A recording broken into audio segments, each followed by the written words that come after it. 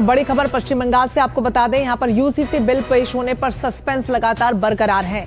बंगाल में यूसीसी पर कमेटी बनाने की तैयारी की जा रही है, तो वही कमेटी की सिफारिश के बाद ही बिल आ सकता है। इसके अलावा विधानसभा में anti social activities control bill 2026 और अपराध और सार्वजनिक अव्यवस्था बिल भी 2026 लाया जा सकता है। हालांकि फिलहाल यूसीसी को लेकर सस्पेंस बरकरार है। कमेटी की जो बनाने की तैयारियां हैं, उन सब के बीच ये बड़ा फैसला लिया जाएगा।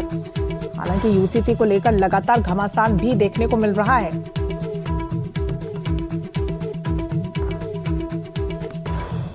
तो इस पूरी खबर पर ज्यादा जानकारी के साथ ऋतिक मंडल हमारे साथ जुड़ गए हैं।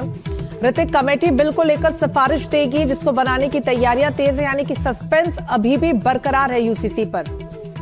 देखिए, बीते कुछ दिनों से जो है, आज सोमवार कई सारे बड़े बिल विधानसभा के दहलीज के अंदर लाने वाले थे, उसमें यूसीसी भी शामिल था। ये कमेटी की जो मीटिंग थी उसमें भी इसका जिक्र हुआ था, लेकिन सूत्रों के हवाले से जो खबर हमें मिल पा रही है, आज वो बिल नहीं ला रहे हैं, लेकिन मुख्यमंत्री संभवतः आज विधानसभा को संबोधित करेंगे। उस दौरान इस बात की घोषणा करेंगे कि बंगाल में किस सूरत हाल में यूसीसी को इंप्लीमेंट किया जाए, उसको लेकर एक कमेटी की गठन की जाएगी। उसका ऐलान आज बतौर मुख्यमंत्री शुभेंदु अधिकारी घोषणा करेंगे।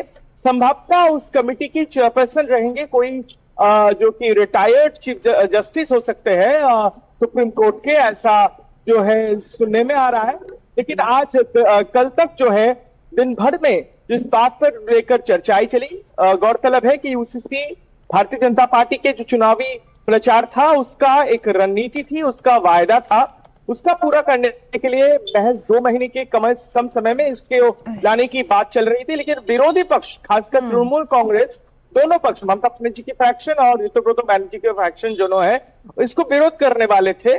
तो इस बात को लेकर जो खबरें मिल पा रही है आज, बिल्कुल लगातार निगाहें इसी पर बनी हुई थी और निगाहें इस बात पर भी थी ऋतिक कि किस तरीके से जो विपक्षी दल के भीतर बने हुए 2 गुट हैं, यानी तृणमूल कांग्रेस के 2 गुट हैं, उन पर भी निगाहें थी, न सिर्फ बिल को लेकर चर्चा को लेकर थी। बहरहाल आप नजर बनाए रखिएगा इस पूरी खबर पर। बहुत शुक्रिया आपका तमाम जानकारी के लिए। तो राजनीतिक प्रतिक्रिया भी इस पूरे मामले में सामने आ रही है। सुकंता मजुमदार और कुणाल घोष का इस पर क्या कुछ कहना, आपको सुनवाते हैं। देखिए, हमारे मैनिफेस्टो यानी संकल्प पत्र, जिसे यहाँ पे बंगाल में हमने भरोसा पत्र नाम दिया था, उसमें इस बारे में स्पष्टता पार्टी ने की थी कि भारतीय जनता पार्टी की सरकार आएगी तो हम यूसीसी लागू करेंगे। आदरणीय गृह मंत्री जी भी अपने प्रेस कॉन्फ्रेंस में स्पष्ट रूप से कहे थे, उन्होंने कहा था कि भारतीय जनता पार्टी की सरकार जब बनेगी तो पश्चिम बंगाल सरकार के एजेंडे में यूसीसी रहेगा। तो हमारी सरकार हमारी मैनिफेस्टो यानी संकल्प पत्र के हिसाब से काम कर रही है। बाकी जो लाभ जिहाद के बारे में आदरणीय मुख्यमंत्री शुभेंदु अधिकारी जी ने बताया, लैंड जिहाद, लाभ जिहाद, इस विषय में देखिए आदरणीय प्रधानमंत्री जी भी कंसर्न व्यक्त कर चुके हैं, चिंता व्यक्त कर चुके हैं। तो पश्चिम बंगाल की सरकार ने तय किया है कि यूसीसी वो लाएंगे और यूसीसी सब मानेंगे। मुझे ऐसा लगता है ज्यादा विरोध भी नहीं है इसको लेके कहीं पे। हमारा स्टैंड क्लियर है, यूनिटी इन डाइवर्सिटी। ये हर धर्म है, not only Hindu, Muslim, Christian, etc. Within Hindu, there are many sections.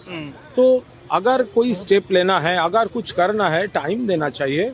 एक पॉलिटिकल एजेंडा फुलफिल करने के लिए अगर कोई बिल लाएगा तो उसका टारगेट क्या है, कौन है, ये तो नहीं होना चाहिए। जो भी होना चाहिए सबके हित में होना चाहिए। तो हम लोग देखेंगे, लीडरशिप एनालाइज करेंगे और पूरा वो एक जो भी होगा सहमत के ऊपर होना चाहिए।